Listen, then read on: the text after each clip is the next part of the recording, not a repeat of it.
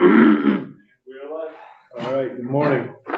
We are continuing our review of S209. This morning we have testimony from a number of individuals. So we're going to start with Eric Davis, President of the Gun Owners Union. Eric, welcome back. Morning, everyone. Oh, goodness. Good morning. For the record, my name is Eric Davis. I am the president of the Gun Owners Vermont. We are an all-volunteer nonprofit advocacy group dedicated to the right to keep and bear arms. And I'd like to thank the committee for the opportunity to speak today on Bill S209. I'm a little bit nervous public speaking, still kind of gives me a little fit. So if I stumble a little bit, I apologize. But we'll jump right into it here. When we first reviewed this bill and some of the things that were discussed during the walkthrough, our original approach was going to be to focus on analysis of the technical aspects of what constitutes an unfinished frame or receiver and the nuances of the federal law and ATF definitions on what constitutes a firearm and so on, and how these things all tie together to affect the average Vermonter. But since Chris Bradley with the Federation has gone ahead and done all that already and done a fantastic job, I might add, it seems to me this committee kind of hears the same old arguments for and against these kind of laws all the time, and we decided instead of just coming in here and sort of repeating what he said, we'd take a little bit of a different approach. And at this point, I'm going to do something a bit unusual, and I'm going to take a moment to ask the folks in here for forbearance, because this is going to be a bit of an awkward conversation for some people in here. Today we're going to address an elephant that has long been in the room, and there are folks in here who are not going to like what I'm going to say. But please realize it's not my intent to make anyone uncomfortable. Rather, it's my duty to the people that I represent to tell you what no one else seems to want to say. And I only ask that you consider it objectively. We'll start off by acknowledging there's obviously an issue of drugs and crime flowing into Vermont like never before. And with those things comes not just violence, but all the terrible implements of violence, including illegal firearms, both serialized and unserialized. Bad guys doing bad things with guns is bad. We get it. And we are just disgusted as by what's happening here as anyone else. However, the vast majority of people who are acquiring parts to assemble unserialized firearms are not murderers, kidnappers, drug dealers, etc., etc. There are people who are building guns off the books, as it were, who are average working class Vermonters. And they are doing so, senators, because they do not trust you. Consider for a moment that this legislative body is currently advancing another bill which seeks to expand the definition of abuse so that physicality is no longer the lower threshold, but so that coercive controlling behavior also constitutes abuse. And I point this out because it shows that this legislature recognizes the danger of coercive and controlling behavior and is doing something about it. Consider now the folks who have been watching closely the gun control evolution in Vermont. These are people whose families have been here for generations, and they have witnessed their once peaceful home morph and metastasize into something they don't even recognize anymore. They've seen a legislature that used to convene once every other year to work on budgetary matters evolve into an entity that seems eager to insert itself into every little aspect of their lives and is now considering if it might need to do so year-round. In the 2013 session, they saw 17 anti-gun bills proposed. In the 2015 session, there were 14 more, another 14 the following session. 16 anti-gun bills were proposed in the 2019 session, 12 more for 2021, and in the current session, we are up to 22 pieces of proposed legislation aimed specifically at restricting Second Amendment rights. That is almost 100 separate bills in just 6 sessions aimed specifically at them. Consider how in 2018, when gun control was finally forced upon us, that these same people who can see with their own 2 eyes that these policies have made communities less safe everywhere they've been enacted, can now see just as plainly the decline in their own personal safety as crime and shootings continue to increase each year in Vermont, as does our number of gun laws. We knew that more gun control leads to more violence and crime, and we knew that it would happen if Vermont went down that road. We've been saying it for years. Consider now, if you will, the reaction that Chris and I and Mike from Traditions Coalition and Tim here might get if we went to our respective groups of supporters and said, look guys, I know they started out only wanting the universal background checks and the red flag laws. They ended up taking the bump stocks and the standard capacity mags and your ability to buy a gun at 18. And I know they came back the next year and said, now you have to lock up your guns in your own home, and you also have to wait 3 days to buy a background check, even though you grew up shooting when there were still rifles in the back windows of trucks in the school parking lot and before they even, had a background check.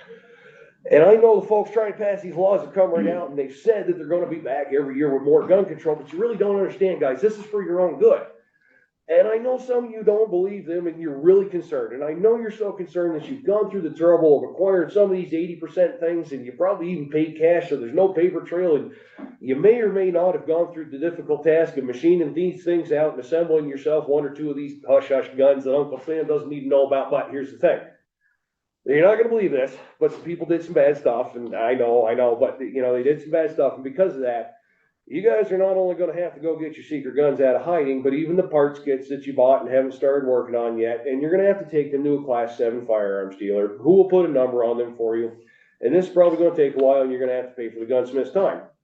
And then, when he's done, you'll have to submit to a screening process whereupon the new serial number affixed to your privately made firearm will be logged on to ATF Form 4473 and kept on record in accordance with federal law.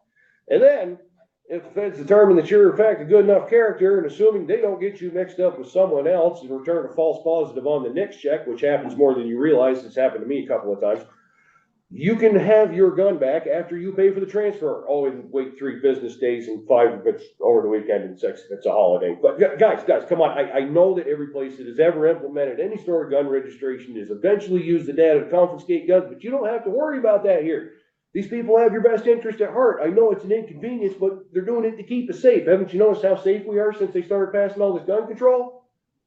Senators, we are talking about a culture of proud and deeply independent people who are rightfully suspicious of anyone who does not trust them to do the most very basic things they have done their entire life and have never had to ask permission for. The most hackneyed old joke in the gun culture is, well, I would turn in my guns had I not lost them all in that terrible boating accident. These people would throw us out on our ear, rightfully so. The people who are committing crimes with homemade firearms are the same people who steal commercially manufactured firearms and then remove the serial numbers from them. They won't even know about this law and certainly wouldn't bother to go through the trouble it takes to comply so that their gun might be traced back to them after it's been used in a crime. Similarly, the folks who build guns in their home workshops, either as a hobby or just because they don't trust the government, can connect these same dots. And when the time comes for someone to inform them that the law has changed and they will now be considered a criminal for something that has been a way of life since before we were a state, you'll likely get a faint smirk and maybe a nod and little else. They aren't going to serialize their guns. They're going to go get the boat. We would respectfully submit that the 4 biggest reasons you are seeing a proliferation of these homemade gun kits in Vermont are the gun control legislation passed in 2018, the gun control legislation passed in 2023, all of the gun control legislation passed in between those 2 incidents, and the guarantee that there will be more proposals for gun control next year and the year after that, and the year after that, and the year after that. So, and that was a lot. And a lot all at once. It was probably not what you guys were expecting to hear today, and I will once again apologize if I've made anyone uncomfortable with my presentation. But if you pass this law with mandatory serialization in it, you can expect a near 0% compliance rate. These people will take it very, very personally. I'd like to close by just briefly addressing the suggestions made by Chris and the Vermont Federation of Sportsmen's Clubs regarding stiffer penalties for felonies committed with unserialized firearms. As a matter of principle, GoVT cannot and will not support the approach to mitigating crime and violence by writing laws aimed at curtailing gun ownership. We think it's a misguided approach. However, there's not one person in our entire organization that would condone violent and aggressive behavior with a firearm, serialized or not.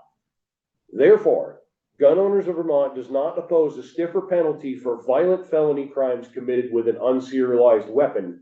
However, we absolutely oppose any sort of measures aimed at getting people to register their guns.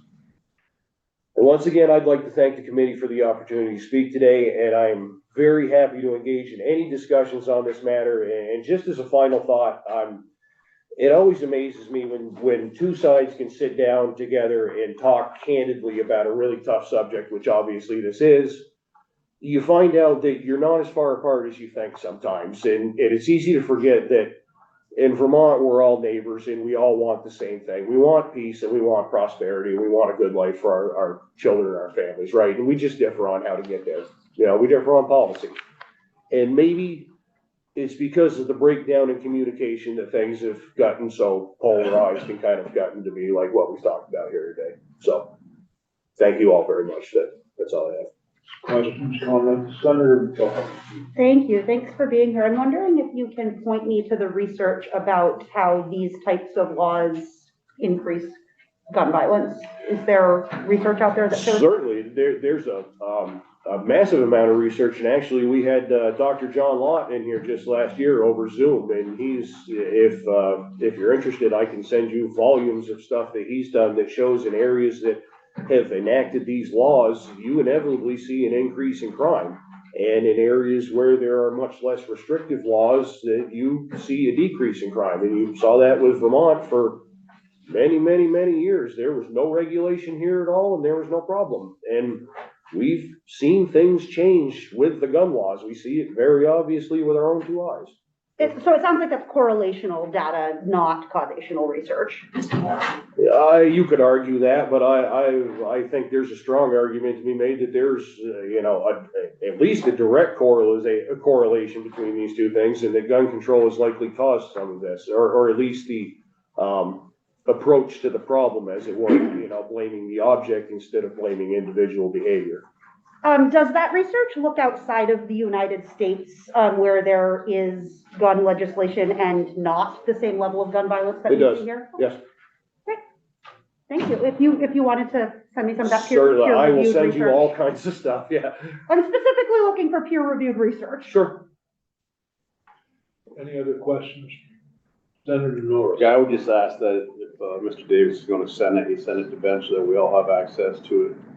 And one comment is, for a fellow who doesn't seem to be comfortable with public speaking, you seem to do all right there, Mr. Davis. Thank you. I would agree. I appreciate that.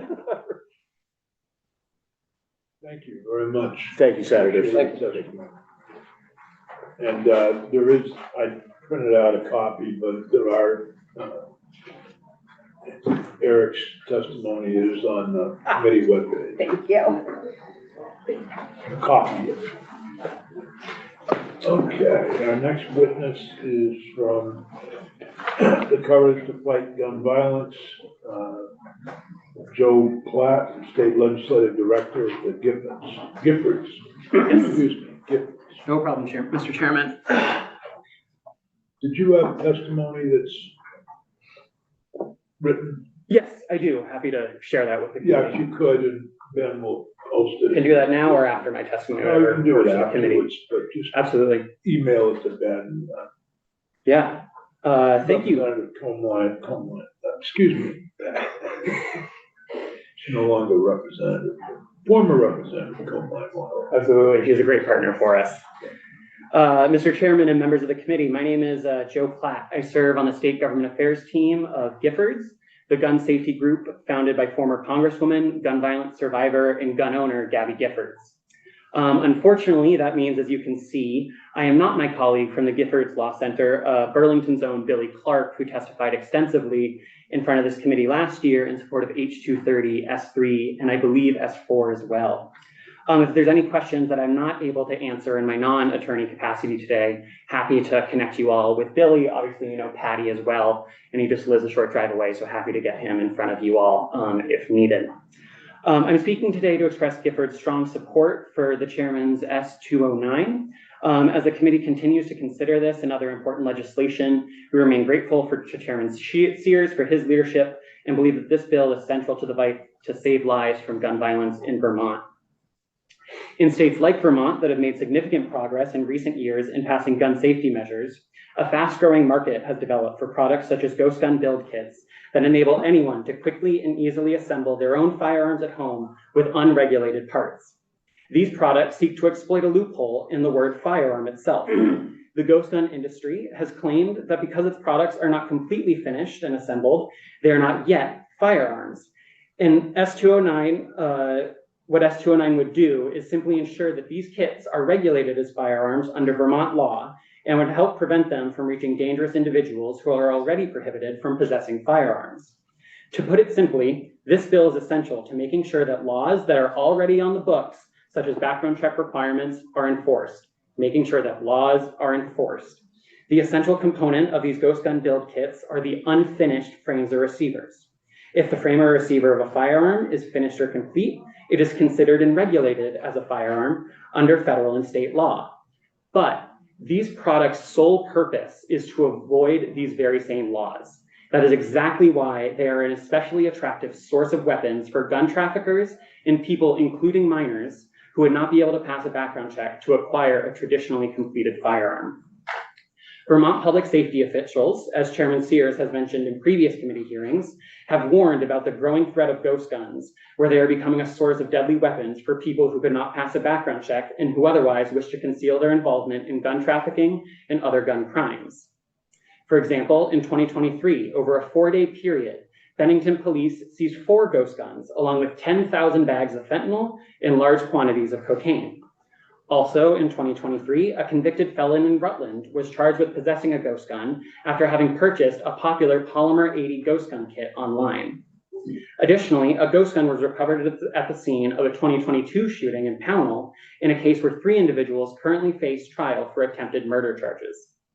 Senator Sears' bill both requires serialization of firearms and treats unfinished frames and receivers as firearms, meaning that dangerous, disqualified people cannot avoid a background check by ordering a ghost gun kit and completing the firearm themselves. When Vermont and federal law has already determined that such people cannot possess firearms, regulating unfinished frames or receivers ensures that this intent is effectively carried out and prevents violence that would result from those people potentially possessing firearms. The logic is simple. If it walks like a duck, and all you have to do is snap off a few pieces of plastic and drill a couple holes to get it to quack like a duck, the law should treat it like a duck. In recent years, many states, including nearby Connecticut, Rhode Island, and New York, have acted to address this fast-growing ghost gun crisis by enacting critical reforms to regulate the sale and manufacture of ghost gun products, and we expect Massachusetts will do the same this year. This bill would bring Vermont regulations in line with many nearby states and prevent the state from becoming a destination for ghost guns and gun traffickers. I also want to address some claims that were made in the committee last week that this bill would prevent Vermonters from building their own firearm. There is nothing in this bill that would prevent a Vermonter from building their own firearm. They would just need to get serialized, and it can even be by a gun dealer, as the ATF expanded the class of FFLs that are able to do that serialization. Again, if you want to build your own firearm, we think that Vermont has a really long and great tradition of responsible gun ownership. We just think that those guns should be treated as guns. This bill represents a chance for Vermont to address the growing threat of ghost guns head on. It is our belief that S209 is a common sense approach to the issue and would be a significant step for public safety in Vermont. We strongly support this bill, and I look forward to answering any questions. Thank you. Thank you. Are there any questions for Joe? So, Yes, Senator. thank you. Thanks for your testimony. My question really has to do with the 3-day waiting period when it comes to getting an unfinished frame serialized. And the reason that I'm asking this is because I understand that, excuse me, I understand that the definition for the unfinished frame or receiver is changing. And so if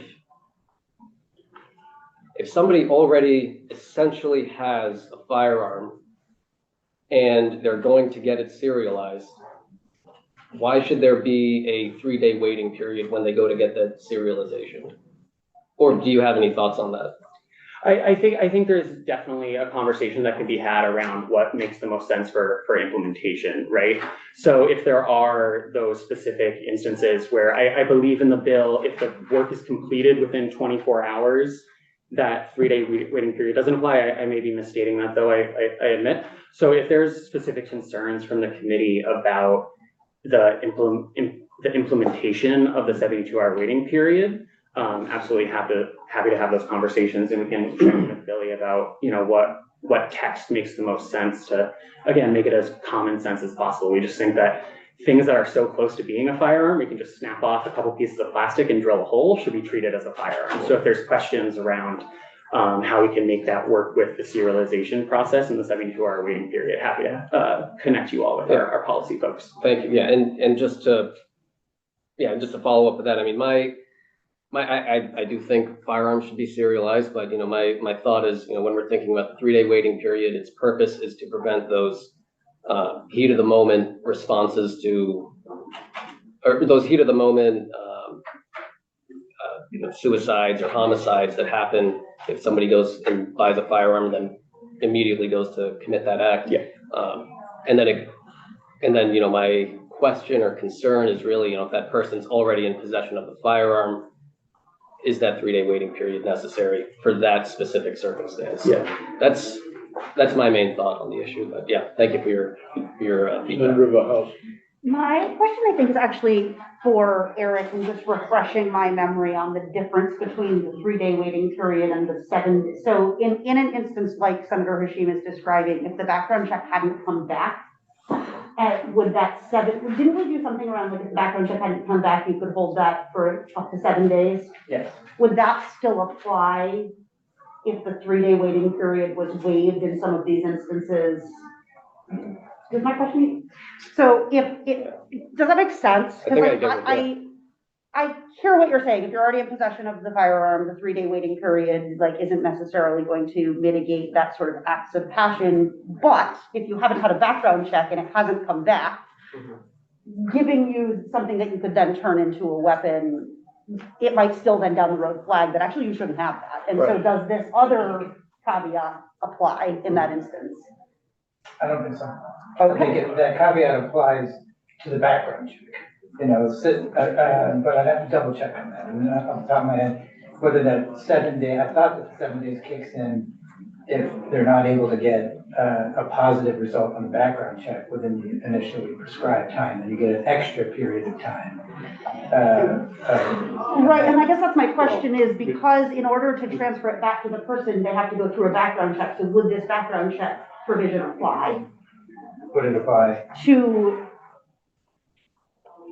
So in S209, we've said that when you take that in to get serialized, you have to go through a background check. Correct. If the background check does not come back, and we've waived the 72-hour waiting period in this instance, would you still be able to hold whatever has gone in to be serialized for the additional 7 days because the background check hasn't come back?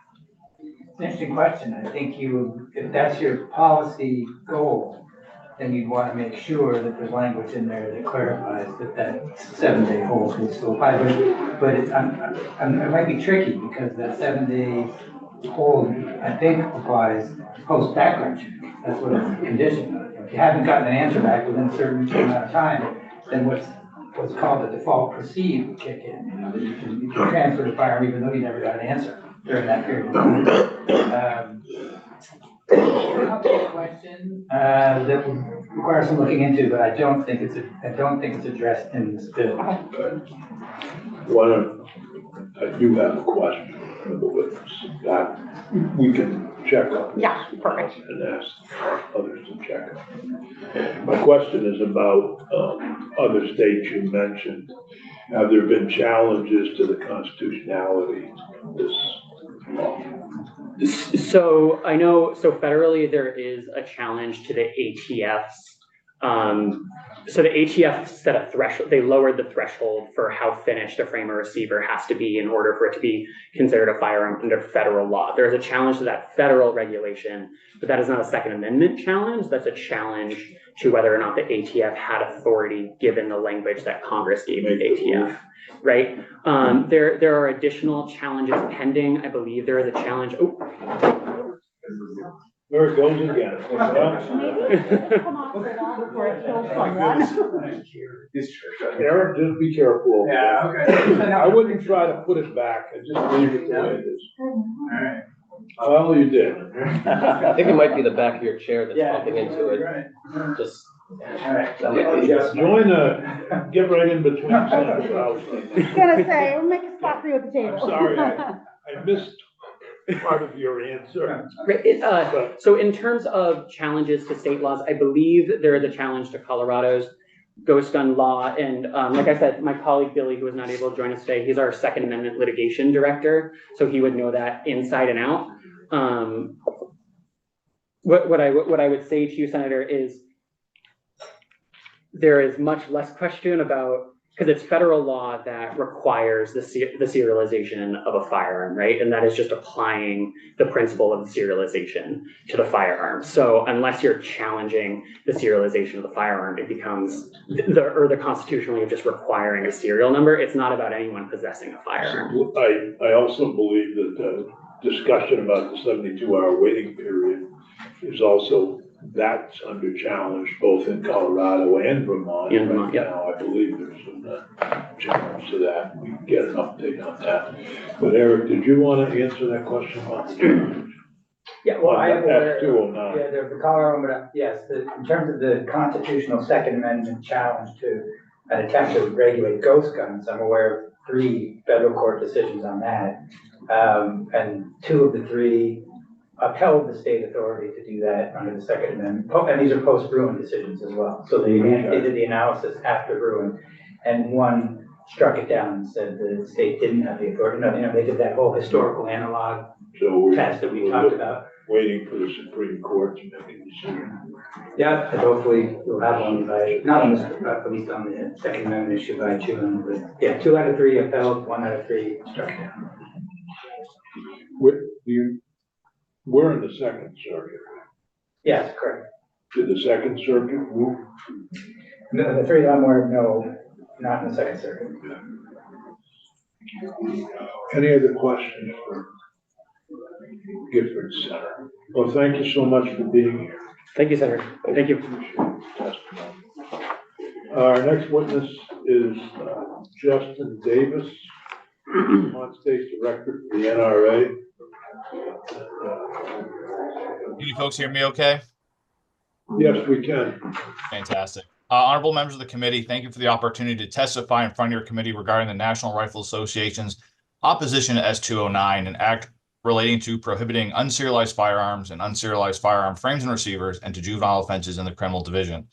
Ghost gun bills such as this have already failed in other states and have proven to have no impact on criminal activity. Because of this, the NRA and our members urge you to oppose this legislation, as it will only serve as another tax and infringement on law-abiding gun owners.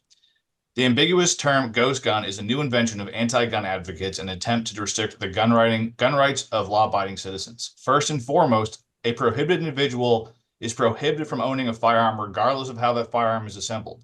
This means that whether it was possessed and assembled in a factory or assembled through the use of a kit, it does not change the fact that the simple possession of that firearm by a prohibited individual is still a criminal act.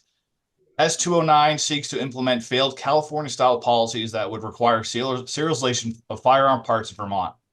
This policy ignores aspects of firearm ownership, such as the necessity of replacing broken and malfunctioning parts on a firearm. It is unreasonable to request that law-abiding citizens identify and contact a willing FFL, obtain serial numbers, pay to have them imprinted, and complete another background check for property they already own, every single time they repair or replace critical parts of their firearm. This cumbersome policy is yet another tax on gun owners and will overburden state and local agencies tasked with maintaining these records. There are several technical issues with this bill as well. One of the largest problems is within the definition of frame or receiver.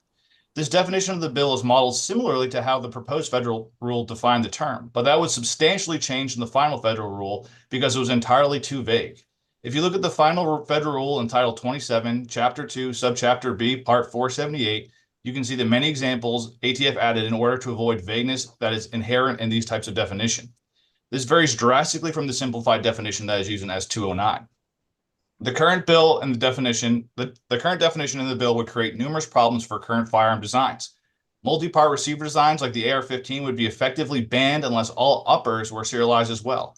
This definition would also likely apply to the slide on essentially all semi-automatic pistol designs. So most handguns with unserialized slides would also become contraband under this bill. The federal rule that this bill relies on for certain serialization procedures is also currently subject to multiple legal challenges. The Fifth Circuit recently vacated a large portion of the rule in November in Vanderstock v. Garland. Due to ongoing legal challenges surrounding definitions and serializations, prudent for Vermont to wait until this law is settled at the federal level. The serialization procedure is also voluntary, and without any easy way to serialize firearms, due to the broad definition of frame or receiver, many existing guns in the state would become contraband overnight. Criminals, by definition, do not follow the law, and assuming that they will follow these serialization laws is extremely misguided. The only individual who will comply with this law are law-abiding individuals like our members who have already been subject to extremely restrictive anti-gun policies in Vermont. Because of this and the reasons stated above, the National Rifle Association strongly opposes this bill, and I'm happy to answer any questions you may have. Thank you. Do you have copies of your testimony? I will. I have that, and I have Banner Stock versus Garland, and also the federal code with definitions as well. So that will all be included in I think my. they have the federal code with definition. I believe that's in litigation right now, the federal code developed by the administration, the Biden administration. So the current. So it depends what you're referring to. There's many aspects of it that are going under review because of the post-Bruin error. I'm not sure exactly which one you're referring to, but there are many positions within the code that we're discussing that are up for legal litigation. I'm not a lawyer. I can ask our litigation director for more examples for that for you. Okay, thank you. Senator Baruch. Thank you, Mr. Davis. I appreciate the testimony. I'm wondering, just to clarify, so for the NRA, is it your position that American gun owners have a right to unserialized firearms? So that's not, we're not saying that. What we're saying is that that these bills, the way they're structured, put an unfair tax and cumbersome policy within gun owners, right? So currently under federal law, when you buy a firearm or your local FFL, that firearm is serialized. You can obviously buy these parts, and if they're above the 80% threshold, they become serialized. But if you want to change an upper on your AR-15, to have to then go to an FFL, if you can even find one, because many of them will not comply, likely, or want to be involved in that process because it's not mandatory. Pay to have that serialized, have them make the serial number, and then go through another transfer to get your property that you already own. I think it's incredibly cumbersome and unfair. Okay, if I could just redirect back to the question. So you're saying that if something is inconvenient for the gun owner, or it's going to require an expense, then it should be unconstitutional. Does that rest on the principle that you have a right to an unserialized firearm? I think what we're discussing is S209 specifically, right? And I think I've made the point that these guns that you're buying from an FFL that have serial numbers, those are by federal law required to be serialized. But by having a pistol slide on your Glock, which is not under federal law required to be serialized, I think is improper for the state of Vermont to implement these type of policies. Understood. So I'm trying to state what you're saying. So I believe you're arguing that it's up to us to determine how much inconvenience we put on someone. It's not a constitutional right to have an unserialized firearm. It's a question of how much inconvenience is too much. I don't think it's a question of how much inconvenience is too much. I think it's how the technical definitions of a bill are written. And I think I've answered that question. So. Okay, I'm taking from your testimony that you're not asserting a right to an unserialized firearm. You're talking about more the issues in the bill around how much inconvenience or tax might be produced by. No, we're discussing the fact that there's already a large amount of firearms that would be banned overnight because of how poorly this bill is written. We've also made the point that whether or not the bill is the gun in question is built in a factory or built by using a kit, is if you're a prohibited individual, that's illegal either way. So I think it's pretty clear what we're trying to state here. So I think I've answered that question, sir. Fair enough. Thank you. I've got a couple of comments, questions. First of all, your opening remark that it's based on failed California law. I don't know that California failed or didn't fail, but this is based on Washington State, actually. I understand. I apologize. Anyway, whether it's Washington's failure or not, I don't know, but it wasn't based on California law. I agree that California was extremely confusing when I tried to work with the drafter. Secondly, my district encompasses Bennington County, which I don't expect you to know what towns are in Bennington County. But in Pownell, we heard testimony earlier today about 3 cases with firearms that were used in crimes that were unserialized. We heard testimony about in Bennington, which I also represent, where unserialized firearms were used in serious crimes in that town, drug trafficking, etc. One of the reasons we're seeing an increase in the use of unserialized guns is because of our federally licensed firearm dealers are doing a much better job of stopping drug traffickers from buying guns and then trading those guns for drugs. They really are doing a good job, and I want to compliment them, at least in my district, and I think around the state. We've seen an effort to curb the use of the gun for drugs, because we know that many Massachusetts crimes, we hear reports that those mass crimes are committed with firearms from Vermont. So we're trying to do our best, and I compliment the federally licensed firearm dealers who are doing their best. But what's happened is the criminal element has chosen to use the unserialized or the ghost gun. That's one of the reasons I introduced the bill, is what I saw in my own district. My motivation isn't to impact law-abiding gun owners. It does, I mean, I understand that. But I think that if you look at what has happened in my state, my district, I'm forced to do some of these things that I wouldn't have done. And I'm one of the people that voted against the magazine amount back in 2018. I'm merely trying to deal with what is an unprecedented criminal activity in my district.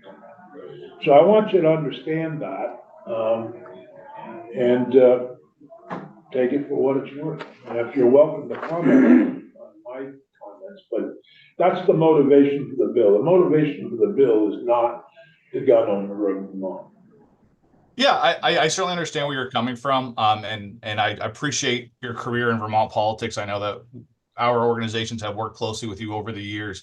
I think when you're looking at this issue of crime, I think crime is obviously a major issue across, I represent northeastern states, this explosion of crime. And I don't think it's because of, I don't think adding these laws that will restrict gun owners from owning their firearms or having to go and get a serialization is going to stop these crimes. The Department of Justice found that 90% of guns used in crimes were from straw purchases and thefts. So, this idea that by banning unserialized firearms of any kind and adding this extremely cumbersome and vague law will stop crime, I think is misguided. I understand where you're coming from, and I appreciate you wanting to stop these crimes, but I think it's better served to actually crack down on prosecutors who are handling these crimes and providing resources to public safety to stop these crimes before they happen. Sadly, whether the gun has a serialization or not, the criminal is still going to commit that crime and find a way to get that firearm. Okay, Senator Bowles. We worked on legislation last year to make straw purchases more difficult, yes.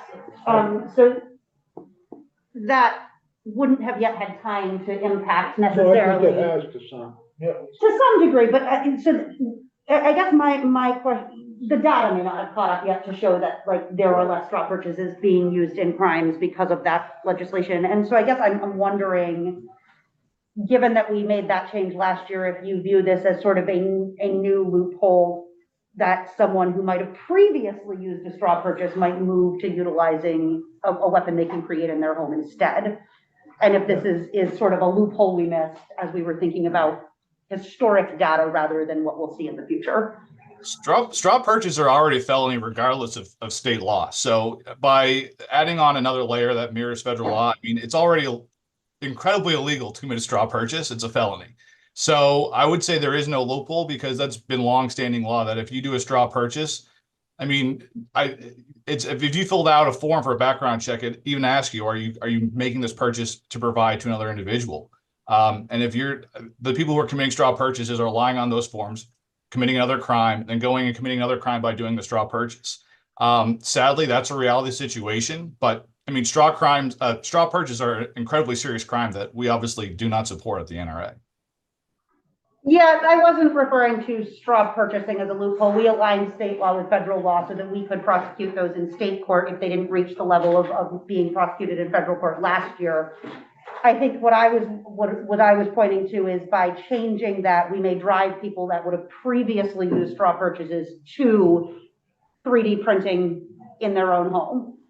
I think it's an illogical to think that criminals are choosing which way they prefer to commit a crime is better. I mean, if you're going to say, I want to commit a crime through straw purchase, or I want to commit a crime through obtaining these unserialized firearms, I mean, it's still, you're committing the crime either way. I don't think they have any preferred method of criminology, I guess, would be my opinion. Okay.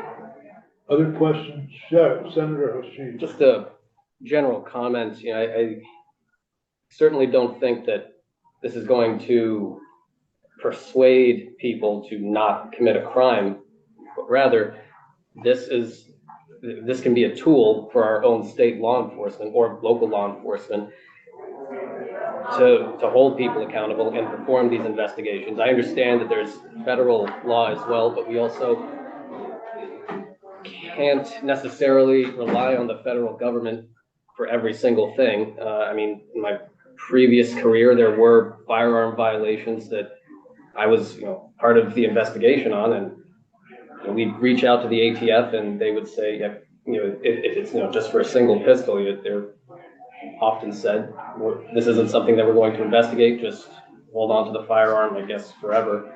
And yeah, I don't see an issue with creating an enforcement mechanism for law enforcement to investigate and prosecute and charge these crimes, with the understanding that, criminals are not going to suddenly decide that they're not going to engage in this behavior just because we put it into law. Those are my thoughts.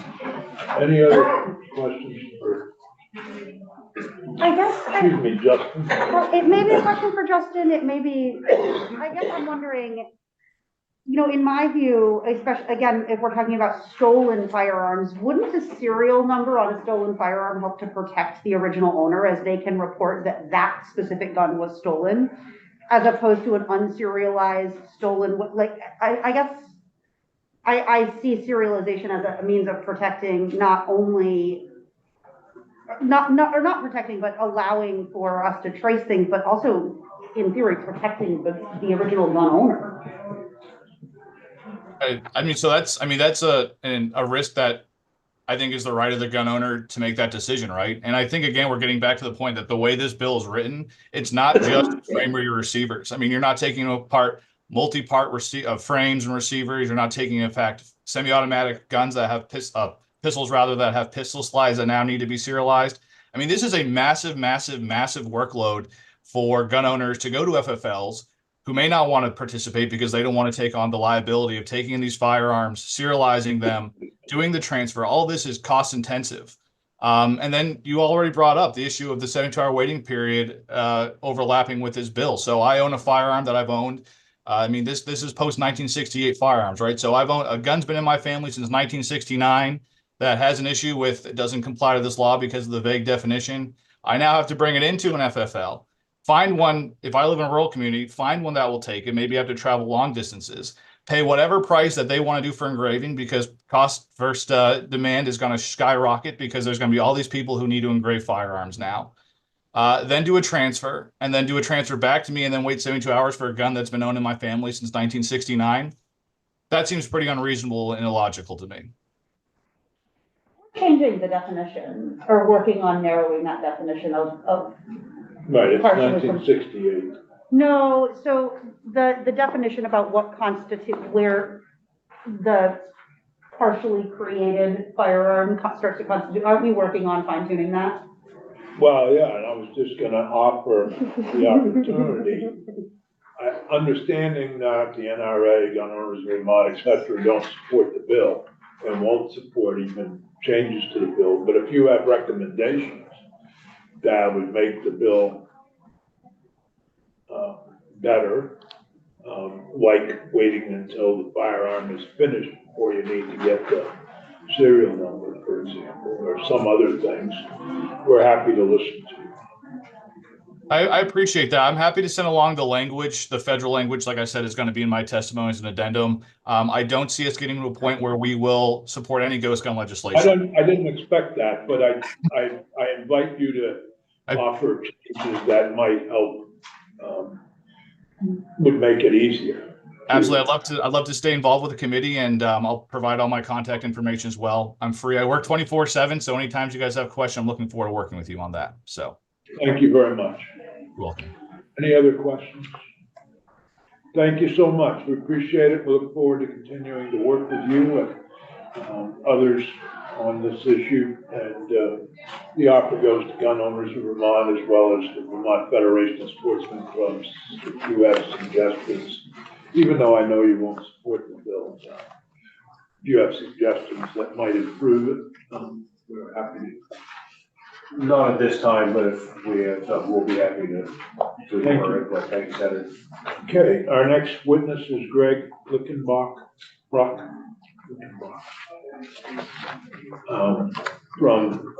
the Everytown for Gun Safety. Greg? Any Good morning. comments? Good morning, Mr. Chairman. Can everyone hear me okay? Yeah. Okay, great. Thank you again for inviting me back. I appreciate being here. Again, I'm Greg Lickenbrock, Senior Firearms Analyst with Everytown for Gun Safety. And I wanted to bring up a few things. First off, Mr. Chairman, last week you mentioned Glock switches and other rapid-fire devices. After this meeting, my colleagues would love to send you some proposed language to make it harder for people to obtain devices that increase the rate of fire of their semi-automatic firearms. So currently, Vermont law bans bump stocks and is very specific to bump stocks. Our proposed language would simply expand that to include a lot of other devices like Glock switches, as you mentioned last week, other auto sears that can go into semi-automatic firearms, things like binary triggers. None of these things have legitimate uses for, say, personal or home defense or hunting. There's no reason to increase a weapon's rate of fire other than to have something approximating a machine gun. So we'd be happy to provide that for you. Appreciate that. Yeah. Okay. And then I would also like to respond to some comments from previous witnesses, hopefully provide some clarity. So I am a gun owner. I worked in the gun industry for a decade, and I do not find any of the provisions of S209 related to unserialized firearms to be burdensome. It's not a massive workload, to quote Mr. Davis from the NRA. I don't think it's that hard for someone to get a component of a firearm serialized. Ghost guns, the term, was also called a scare tactic. I want to bring it up to the committee that the gun industry has embraced the term ghost guns. Many of the online retailers of these gun building kits use the term ghost gun. It's in their website names even. So they understand the danger here. They're just ignoring it. In terms of preventing crime, which is brought up several times by our previous witnesses, I want to mention that as soon as this bill is enacted, online retailers that sell gun building kits that are currently unserialized, such as Polymer 80, as I mentioned last week, the largest company in this market, would be prohibited from selling into Vermont. They'd have to. What's that? I'm sorry, sir. I didn't know. I was just coughing. Oh, okay. Sorry.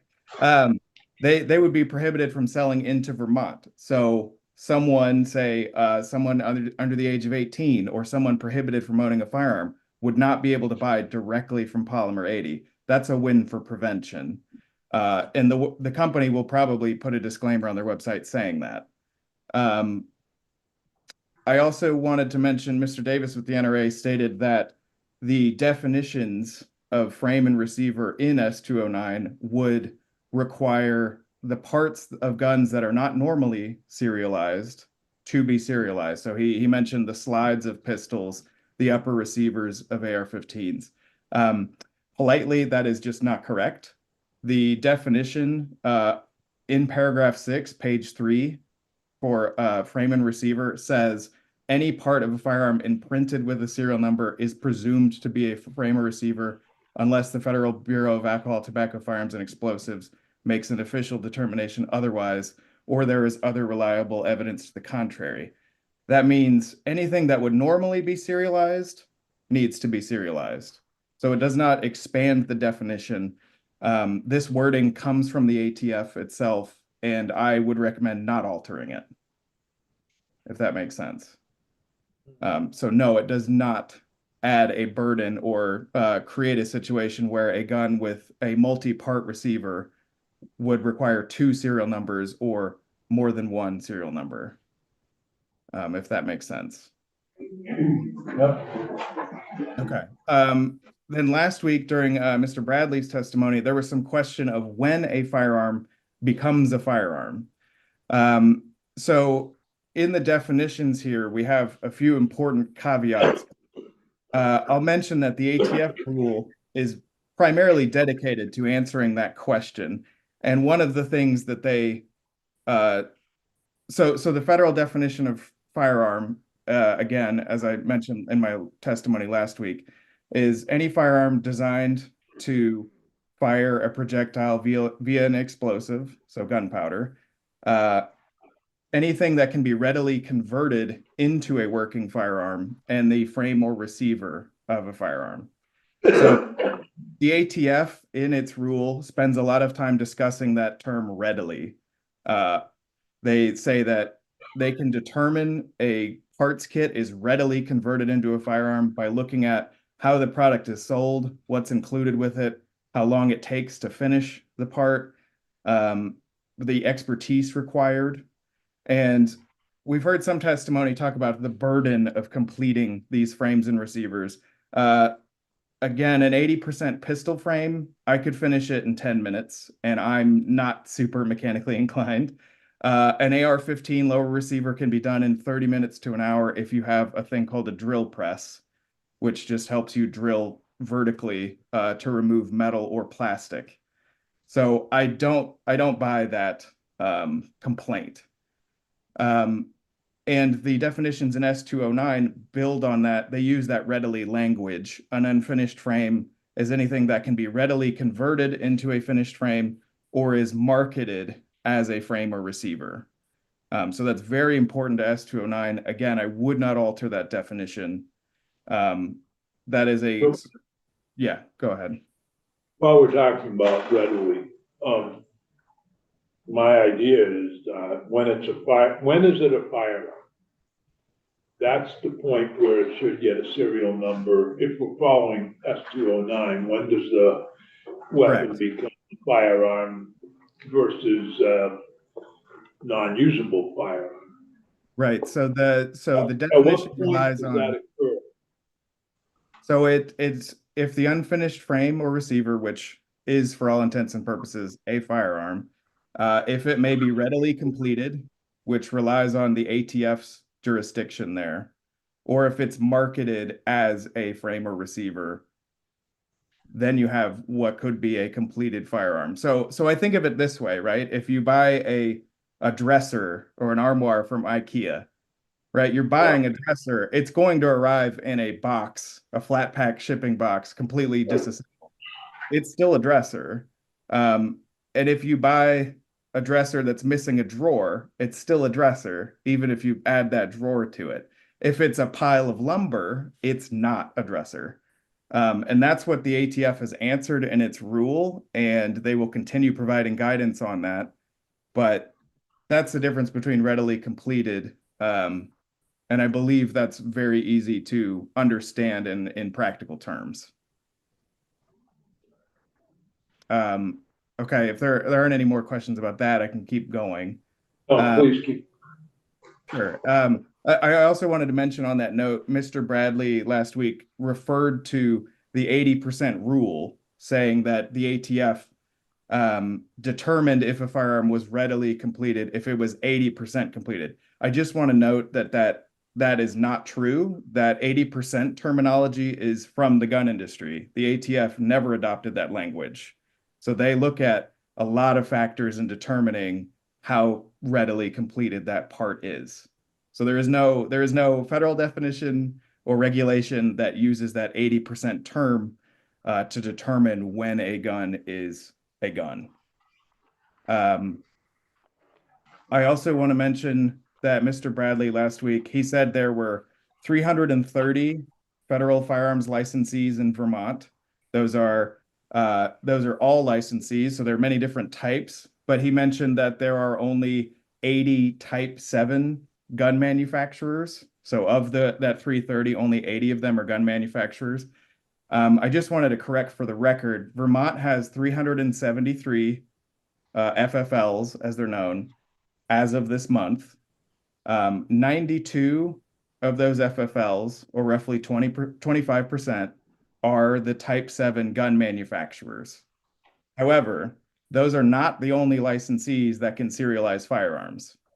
Type 1 FFLs, otherwise known as a gun dealer, so the most common in the US, can also perform basic gunsmithing duties like serializing firearms, repairing them, customizing them. As long as they're not creating a new firearm, they can have a Type 1 license, and that allows them to add serial numbers. And in Vermont, 356 of those FFLs are roughly, 264, or roughly 71% of Vermont's FFLs are Type 1 dealers that can do that. Does that include Walmart?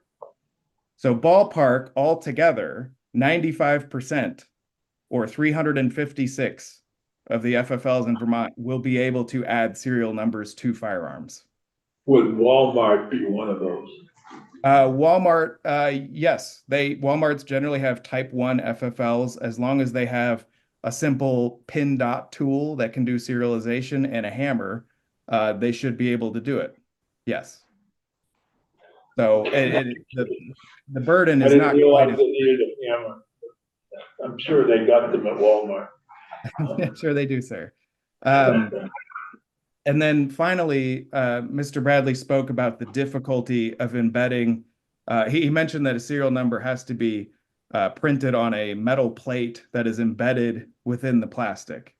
Talked about the difficulty of doing that. Gun makers have been doing that for decades.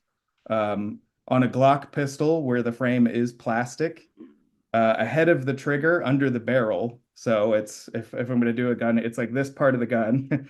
Sorry for that silly representation there. But they embed a piece of steel there with the serial number. All of those guns that Polymer 80 sells, including the unserialized kits, those frames have that same serialization plate there. So anyone that buys a kit and needs it serialized already has that plate installed. And if they are 3D printing a gun from plastic and would like to add a serialization plate, it's simply a matter of making sure there's room for it, molding it into the plastic, or simply securing it with a soldering iron. Which again, if someone is going through the work of learning, of purchasing a 3D printer, learning how to use it, downloading the files, and obtaining all the materials to 3D print with a frame, it doesn't seem that hard that they would also be able to embed the plastic, embed the serial plate in that plastic. So those are my biggest notes. Again, I think S209 is very well written, and I think in terms of preventing crime, it will be very helpful. And if anyone has any questions. No, I just would note that Palmer is having a price drop today. You can get barrels for $65, pistol mags for 12, slides for 89, compact mag wheels for 40, and 320 grip modules for $35. So Yeah, these parts are very, very cheap. You can order this thing online, right? Yes. So if you have an address and a credit card, they'll sell to you unless you're a state that has enacted a law like S209 for frames and receivers. Go ahead, Senator. Yeah, is there anything to prevent or would it be a problem for say Polymer 80 to sell those parts serialized? No, they actually do sell those parts serialized.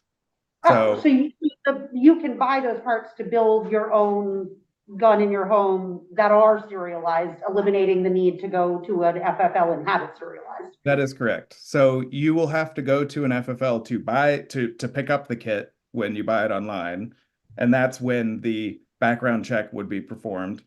But it would have the serial number, and it still has the holes you have to drill out and the plastic tabs you have to remove. So you could still have the fun of building a gun, I guess. If that makes sense. Great, thank you. Greg, I have a question for you, going back to learn something new from your testimony here. So I'm thinking about the crime aspect of this, and I just want to make sure that I'm fully understanding. So the idea that crime will be reduced comes from the fact that these companies won't be able to sell these kits into Vermont. And as we've heard, some of these kits have been used in crimes, right? Senator Sears is okay. That's what Yeah, just wanted to clarify or confirm that in my head. So that's what the testimony. I can only speak to Bennington County. thank you. A few of these kits have been used in Bennington, Pownall, and Rutland. But the greater practical effect would be that it would stop these companies from selling directly into Vermont. Not that I know how they did it, but two teenagers in Dorset, Vermont, which is in the northern part of my district, created a 3D using a 3D printer, produced, and that's what my sheriff had in his evidence locker that he showed me.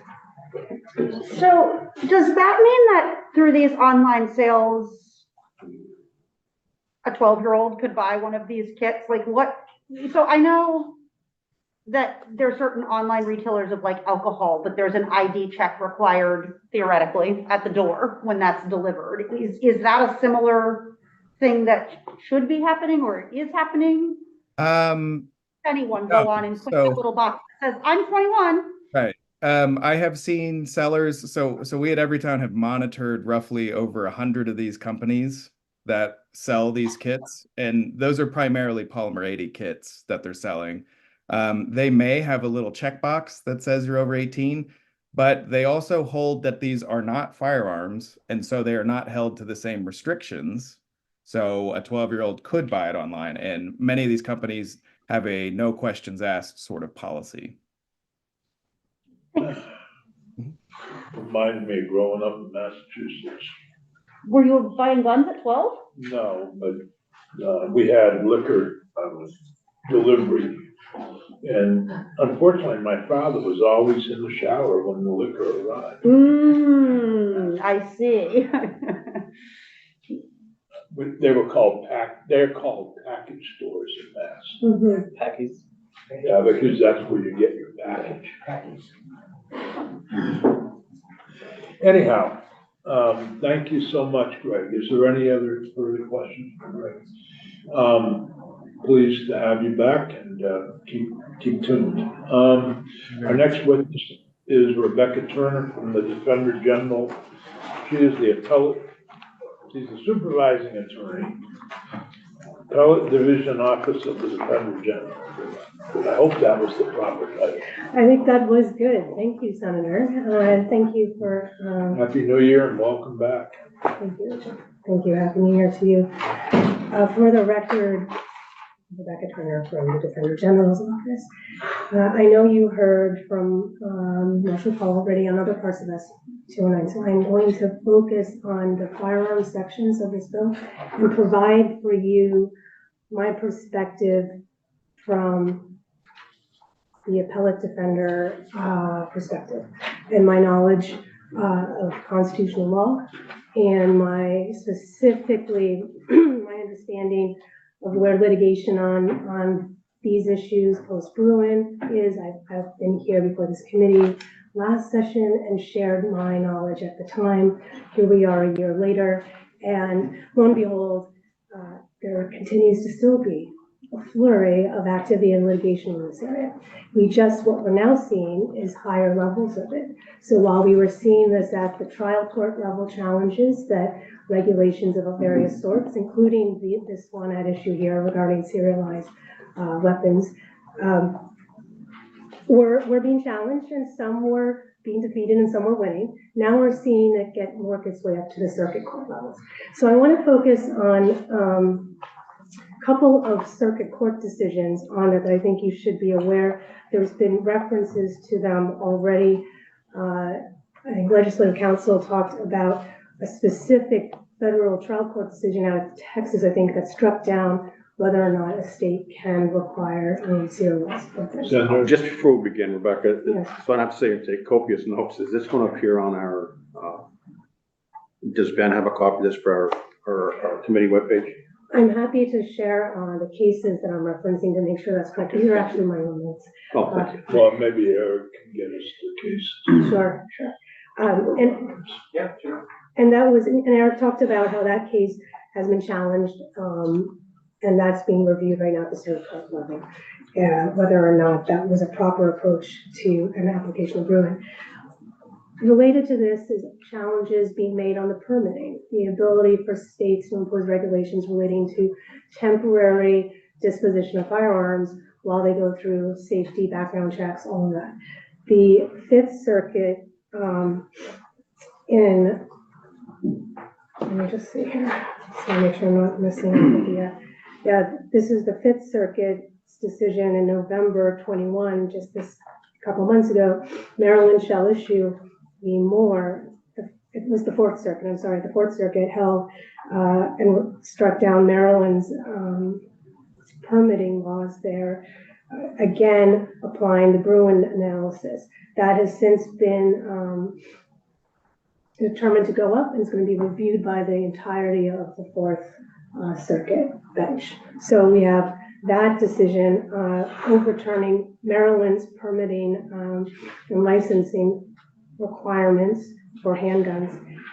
And then we have what's been just discussed here. This is a Fifth Circuit decision, Vanderstock v. Garland, and that is a question on its surface seem to apply here. What is ATF's authority in terms of rulemaking to change or expand the definition of unfinished finished firearm without an act of Congress, right? So on its surface, it doesn't seem like it applies here.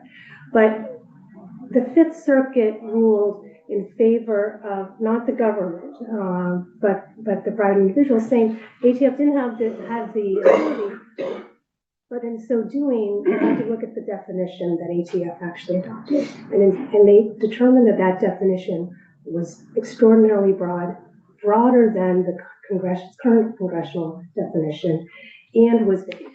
And so they sent that back down for an opinion consistent. Where's the Fifth Circuit? I have no idea. Thank you. I was having a moment of. It's beautiful. I happen to. I like to go to circuit courts. It's spectacular. Really? Yes. That would be great. So the Fifth Circuit is New Orleans. Correct. Well, it covers states in that area. That's what. Yeah, no, I understood. I just wondered where it was.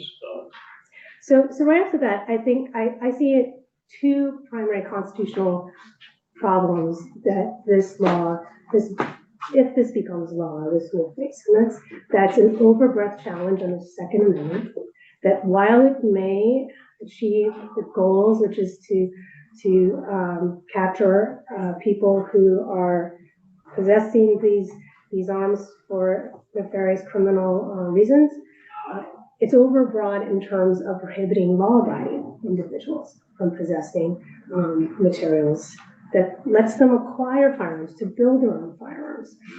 So that's the overbreadth issue. Then there's a due process problem that it's inherently vague.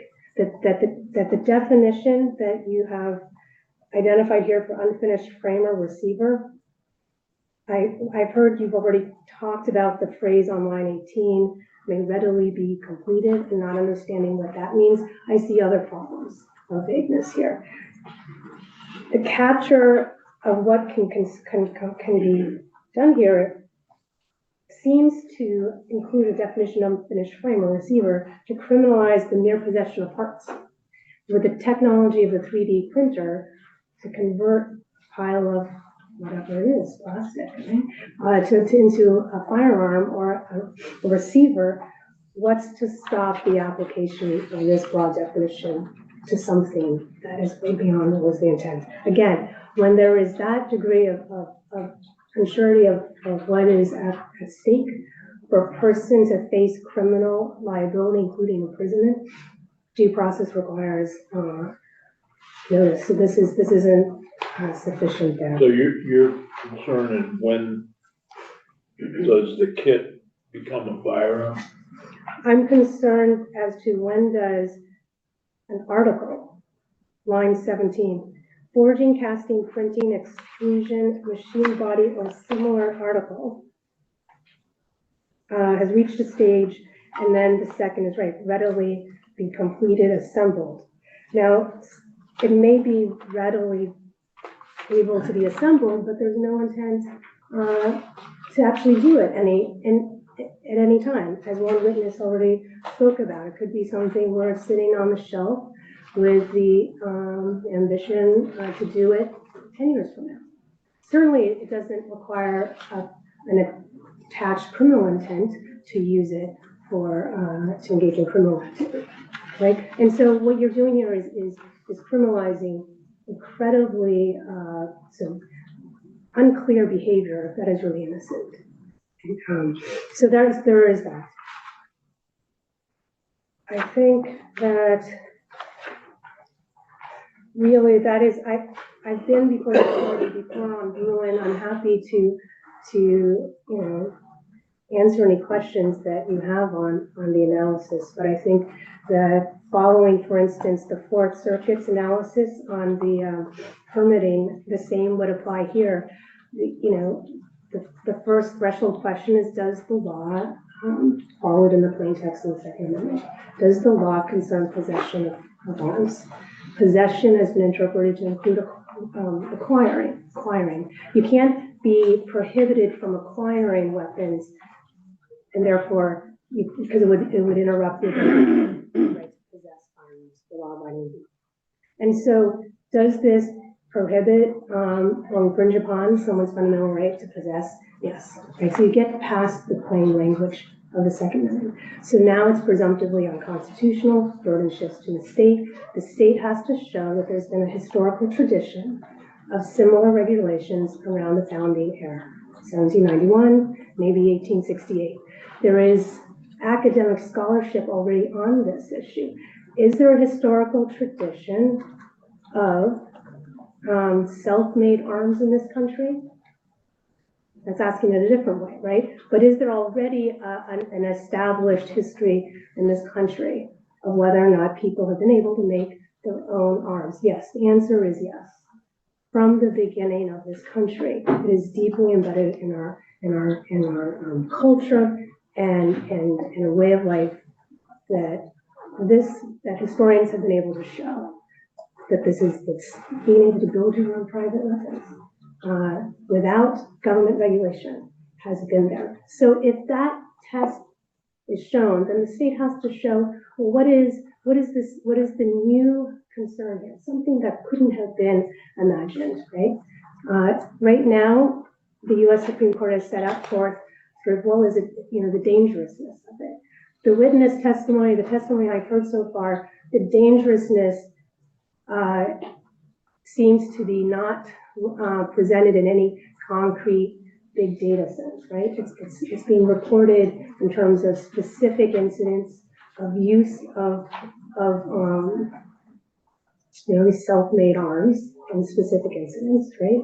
But not a problem that is inherent in construction of self-made arms, right? And so I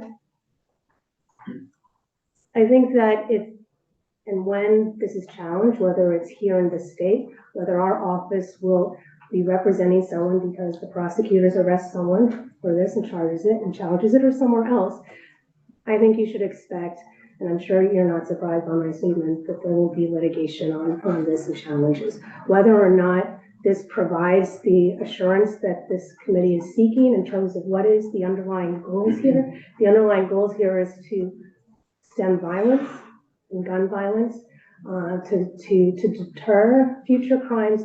I think that the studies and the evidence-based studies already shown that the creation of new crimes, the threat of punishment, that has been proven to not deter future crimes. So again, what will come about with this is a lot of litigation. I foresee our office being involved if prosecution is attempted here in this state. Senator Bowles. Yeah, and I'm just trying to understand sort of the lay of the constitutional land. And you said there was a sort of caveat for things that couldn't have been imagined. And I'm wondering if you feel like the founding fathers could have imagined 12-year-olds 3D printing plastic weapons in their homes. So I guess I'm curious how that's defined as to what couldn't have been imagined. I think that it is a very narrow and narrow standard. That interpretation of it is being worked through in the litigation. Okay. So I think that, you know, one way of approaching it is, has there been a tradition of limiting based on age, people who have the rights under the Second Amendment, because the Second Amendment references people. There is a valid argument I've seen be made that people includes children. Right? So on that, in terms of 3D printing, I think perhaps you look for the closest analogy, right? Again, what you would do is, what is the closest analogy to 3D printing? Ready manufacture of a weapon. So maybe they would consider how quickly at the time of the founding era weapons could be built. And was there a concern by that at all? That once something could be built so quickly versus months later, right? Maybe they could, but that would be the state's burden to show. I realize I'm asking you to right? speculate. No, great, and I haven't seen that kind of production of historical materials yet. I appreciate that and just wasn't sure if there was a definition, so I appreciate your willingness to speculate a little with me. I just have one quick question. Sure. So Marshall testified in reference to Big 12 or the expansion of the Big 12 this morning, yeah, it seems like forever we've been here, but, and the Defender General's position on expansion of the Big 12, I believe, was that they supported. So the Defender General's office's position on 209 as written is they do or they do not support it? Do not support. They do not Yes. support it. Yes. Thank you. Thank you. Thank you. Other questions for Rebecca? Right, Rebecca, thanks so much for being with us. Thank you. Appreciate it. Eric, could you give us a few minutes? Sure. Please, talk about number one, who do we want to hear from next? You? No, we don't want to hear from me. You're gonna change chairs? But I know we've spoken about possibly getting Henry Farrow in here. I'd like to have an FFL. Well, yeah, we. Is he not willing to, or? Responded to Ben's request, but I asked Ben to check with Sheriff Gully down in Benton and Sheriff Anderson and Wyndham to see if there were any who would be willing to testify by Zoom. And hopefully we'll get somebody from FFL. I'm happy to reach out to the couple in my district if that's helpful. Yeah. So Senator, so thank you. And Eric, I'm confused about when the firearm is ready, and if that's a confusion for me, just because I'm reading the bill or listening to the divergent testimony. But when is a firearm a firearm? I guess that's the question.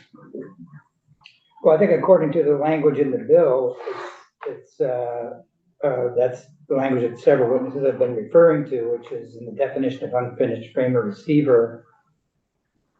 Basically, sort of line 17 through 21, that paragraph kind of covers it. In other words, I think that's where the focus of the discussion about it is. It's also true that under section 6 on the top of the page, under existing ATF rules, that a frame or receiver which is already assembled, that is considered a firearm and has been. This doesn't change that part of the law. The difference is the unfinished in subdivision. I'm looking at, for example, the polymer 80 pistol blanks. Doesn't have a trigger device.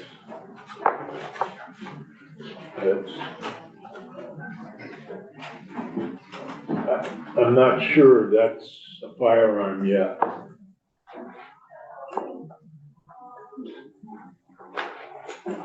Blank kits and handguns. Let's see. Yeah,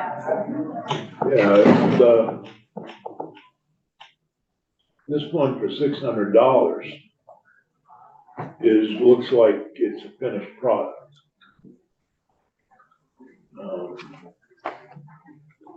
But the one that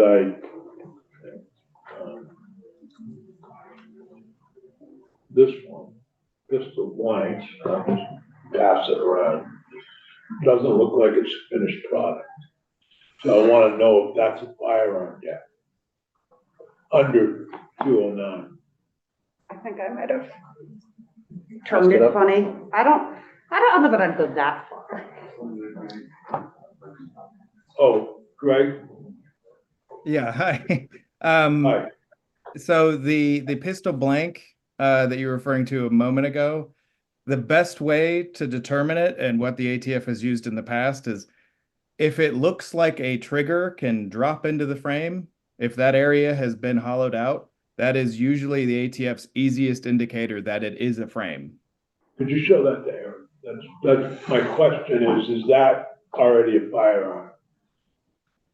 Because that's just, doesn't have a trigger, doesn't have anything. There's others that look like they're already a firearm because there's already a trigger. Sure. If I could see, I don't know how to see the image you're looking at. Maybe Eric could hold it up to the camera. Yeah, it's too bright on my screen to see it, but I saw what looked like a frame. So Yeah. So if it has the frame and the trigger components are hollowed out, yes. So what you're looking at, I just saw it as it passed there. That would be considered a frame, and thus it is a firearm. Okay, so it's already a firearm, Yes. even though it doesn't have the pistol, the trigger mechanism. Correct. Nor the magazine. Yes. Because in the ATF's eyes, and I would agree with them, within 10 minutes, you could add those components and finish the gun.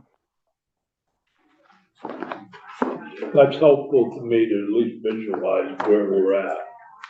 Correct. The question is, after the ATF rule was announced, Polymer 80 added a few steps to try to say that it takes longer to finish the frame.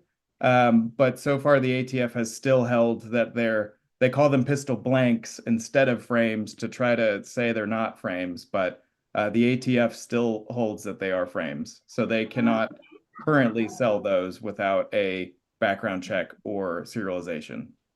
so if you go to the TF series handguns, those clearly are a firearm. Yes, so those are Polymer 80's complete firearms.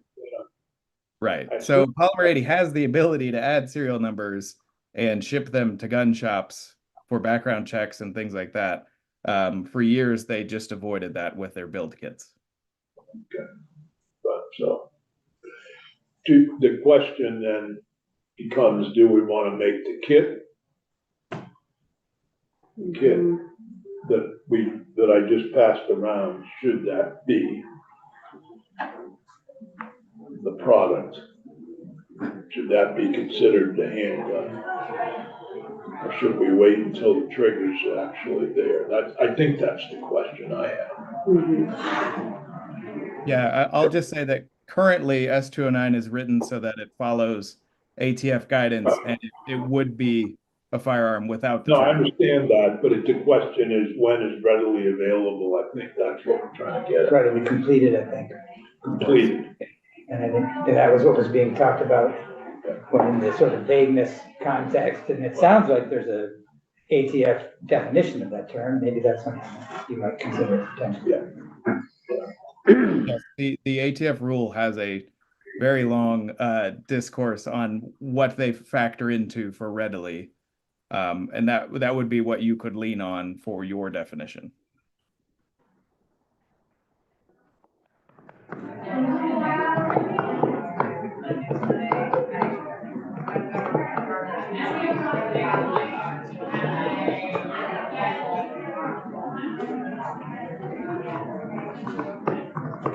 This really does clarify what some of the decisions that are in front of us as we mark up this bill. What do you think is about? When it's operable, I think we're splitting hairs on frames and triggers and whatever else. If I can't put a cartridge in it and pull the trigger, then it's not a gun. It has to be operable in my mind. But I do have a question. Yep. So if Senator Hashim is my local FFL dealer, and he sells firearms, and I just purchased one from him last week, went through the process, so on and so forth. So he knows I have a firearm from him, if not more. If I was to get one of these unserialized firearms and bring it to Senator Hashim to have it serialized, am I still susceptible to the 72-hour waiting rule when I just bought a gun off him last week? And now because we're encouraging people to do this, am I still susceptible to that 72-hour waiting period? I'm trying to remember there's a piece that you guys enacted last year with a sunset, where the intent is to address that situation of somebody who had already, actually, now that I think about it, I think it was just a gun shows piece, so maybe it didn't apply. Well, let me put it another way. If I bought a gun this week and I go back and buy a second gun off him with a serial number, whatever else, am I susceptible to that 72-hour waiting period again? Yeah, I believe so. If you bought a separate gun, I think it's a background check with each purchase. So it would apply to the unserialized gun that I'm trying to get serialized, correct? Yes, I believe that's the case under the current statute. I'm trying to remember the exception you guys put into the waiting period last year, but I think it related to gun shows, not to multiple purchases. Okay, thank you. Senator Bob. So my understanding, and I don't remember the intent section or the finding section of what got pulled in and out of 230. There was so much conversation, but the 72-hour waiting period intent is to prevent impulsive acts of violence, whether or not against myself and someone else. And if I bought a firearm from Senator Hashim last week, made it through that 72-hour waiting period, there's nothing to say that this week I'm not highly escalated and might need to cool down for 72 hours. Like, that's mood is variable. So does anyone remember the intent language? I think I'm thinking back to the conversation because I raised the same point of, let's say somebody has purchased multiple firearms, similar to what Senator Norris was talking about a few moments ago. They bought a firearm last month. They're coming back around to buy another firearm. I believe that the response that we got when this point was raised was that, that those earlier firearms may have been taken away under red flag laws. They might be in a family member's possession. And now, since this person who might be doing something impulsive had those other firearms taken away, they're now trying to go get another one to do whatever it is that they may do. I appreciate the discussion, but I'm not sure it's relevant to this bill because, we're waiting to see whether or not it's constitutional. The 72-hour waiting period, and we're waiting for, I would be hesitant to change anything until we know what the United States Supreme Court has decided in Colorado and now Vermont. I don't know the status of the Vermont case. I know that as soon as the governor of Colorado signed the 72-hour waiting period, the gun owners of Colorado filed suit. That was back in last year sometime. The real question is, for me, the only, if it's worthwhile and committee members would like to revisit what is readily, and Eric was willing to put together an amendment. For example, Senator Norris's position is that it's ready when it's ready to be fired. That's when it's a gun. That might overstating your. When it's operable, I might add. Thank you, when it's operable. So that's the question. Are there any other areas where the committee would like to look at the sections that have to do with weapons?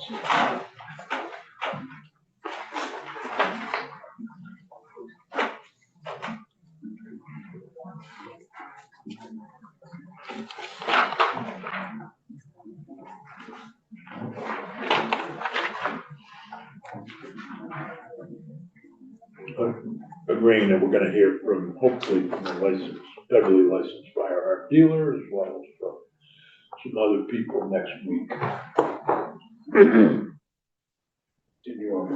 Is there anything on the Big 12 that you wanted to, I realize some of you don't agree with that. Oh, I know, the other thing on S209 in the firearm section, there was agreement from many people to create the crime of using unserialized firearm in a crime. So, I think we just make it clear, Eric, that use of a unserialized firearm in the commission of a crime similar, would it automatically be covered by our current law about the enhanced penalty for committing a crime with a firearm?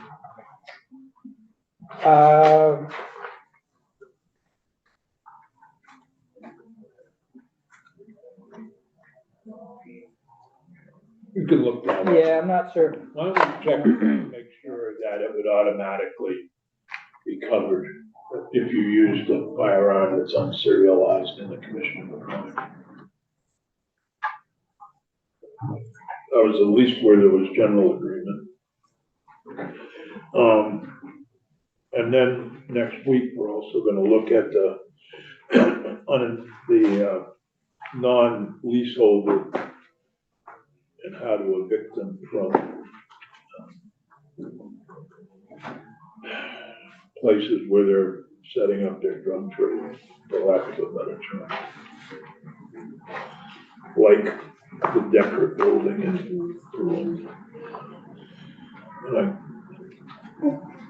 When do we have, the Office of Racial Equity coming in on S209, or do we? I hadn't invited them, but we can. That would be great. Why, what is it that? I mean, we're talking about creating new crimes and expanding, what crimes can be charged where, and I think given the statistics around inequity within our system, it's important to hear if this would impact that. But it would be helpful if you could articulate what it is you're asking them to look at specifically. So I know that they have I'm gonna get the name wrong, but a department or a division of racial justice statistics looking at our criminal justice system. So it would be helpful to hear their weigh in on what parts of the bill they support, and if their data indicates that it would either alleviate racial inequity within our criminal justice system or make it worse. Where we run into problems because the part of the bill hasn't been drafted yet. Right, and I'm happy to wait until Evictions, which might be a place where they would have concern. And I'm happy to wait until we have that language, but I do think it's important to hear from them. Okay. For Got that, Ben? the evictions or the Big 12 or both? Well, I think we should wait until at least we have some language regarding the eviction of people who aren't leaseholders. I think that's what we're talking about. Yeah, that's what I. If John has language that he can share with the Department of Racial Equity, then yeah, then we can hear from him. Okay. But I think they would need the language to be able to. Yeah, I'm happy to have the whole package before we invite them in. I believe that's gonna be discussed on next Friday with John, and we'll probably get it with him. All right. I could check in with him though, see, I haven't talked to him about it, so. I Yeah, don't see know how sort of far along. where- yeah, sort of where the Anything status that they is. could react to. Yep, But all we have right now is a concept. sure. Yeah, well, and I Presenting your think bill today? there's other aspects of sorry? the bill that I'm happy to have them in once You to talk presenting on your all bill of it. today?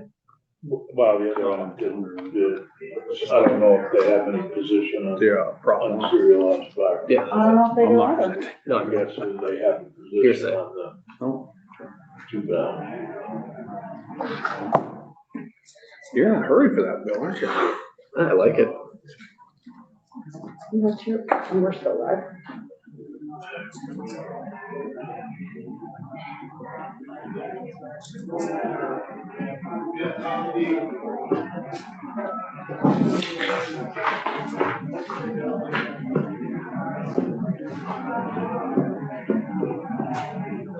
Well said, or?